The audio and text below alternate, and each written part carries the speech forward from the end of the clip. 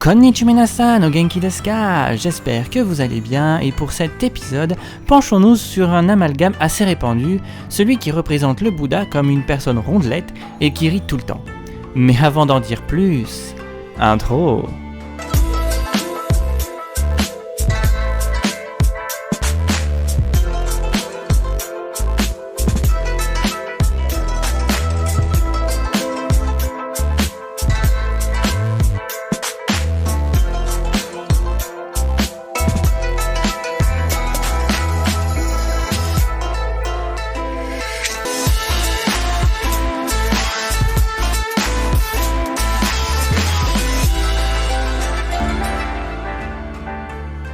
Lorsqu'on parle de Bouddha, on a cette image de l'homme rieur et bedonnant qui est d'une générosité incroyable et qu'on aimerait tous avoir. Ou alors qu'on a tous déjà, mais en petites statuettes un petit peu partout dans la maison. Hélas, je dois vous l'avouer, celui à qui on attribue le nom de Bouddha n'est pas vraiment un Bouddha. Enfin, pas comme vous l'entendez communément. En effet, le mot Bouddha désigne l'être qui a atteint l'éveil. Ainsi, lorsqu'on dit Bouddha, on ne parle pas d'une personne en particulier, mais finalement d'un titre que tout le monde peut atteindre en pratiquant la spiritualité bouddhiste.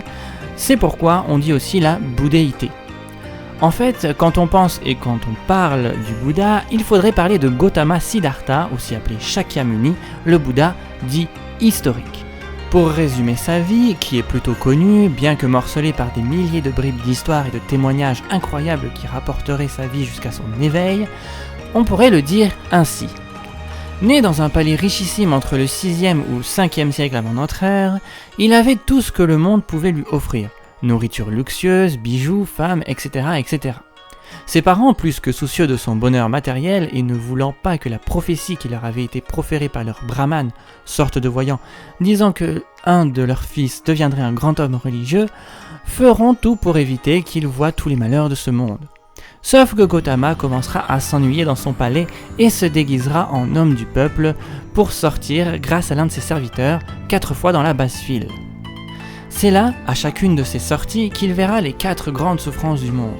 La maladie, la pauvreté, la vieillesse et la mort.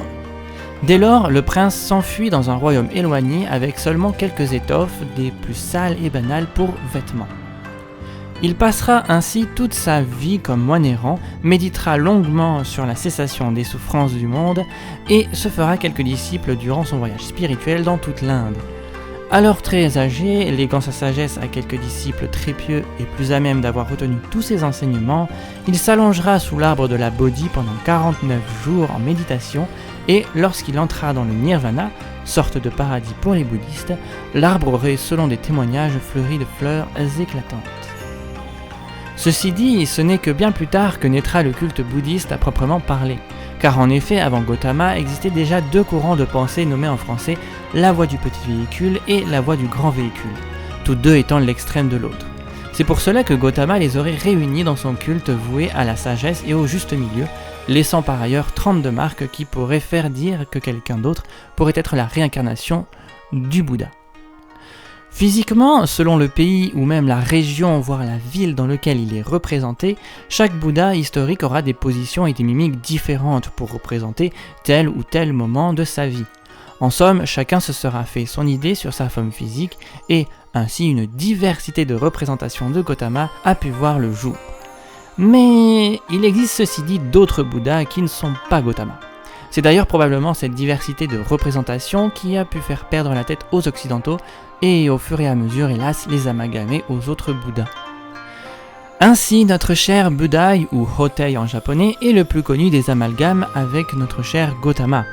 Alors que leur morphologie est pourtant opposée l'une l'autre, il semblerait bien qu'on ait fini par associer l'idée du Bouddha avec Hotei, le moine rieur et généreux. Vous l'avez sûrement vu puisque la plupart des statues de Bouddha bedonnant n'est rien d'autre que la représentation de Bouddha lui-même. Mais le Bouddha historique était simple, très fin en raison de son régime alimentaire pauvre, habillé de haillons. Alors comment cela a-t-il pu être possible ? En fait, selon le bouddhisme Mahayana, il s'agirait du Bouddha Maitreya qui signifie amical bienveillant. Il serait né bien plus tard que Gautama et serait devenu moine sous la dynastie des Liang postérieure de 907 à 923 avant notre ère. Il serait originaire de la ville Huanghua, située au centre de la Chine dans le Zhejiang, désolé pour ma prononciation. Transportant un sac de toile pour garder son nécessaire de survie, on l'aurait donc appelé Budai, qui signifie tout simplement sac de toile. Quelle originalité! D'ailleurs, il aurait peut-être été amalgamé avec Bouddha tout simplement parce que Bouddha et Budai se ressemblent. Il aurait été très apprécié des villageois à chaque village où il se serait arrêté et n'hésitait pas à donner son peu de nourriture aux pauvres et des bonbons aux enfants qu'il croisait.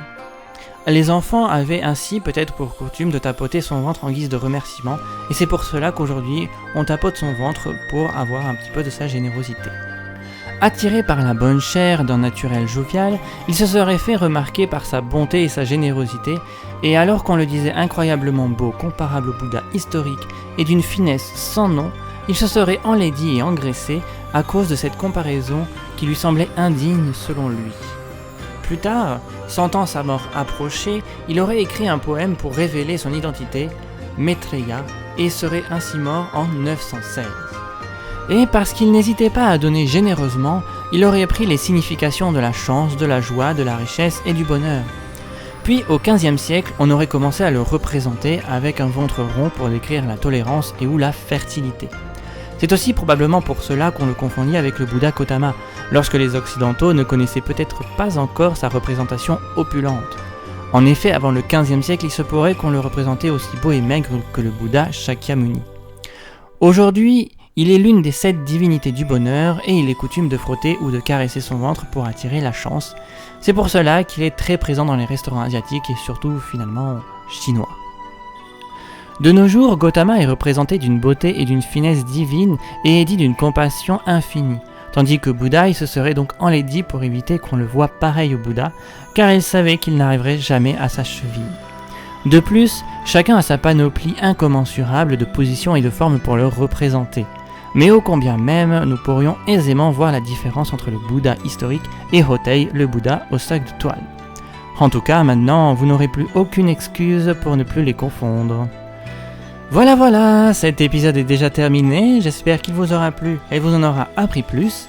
N'hésitez pas à venir sur les réseaux sociaux, à commenter, partager, liker. Sur ce, moi je vous dis à la prochaine et... Matane!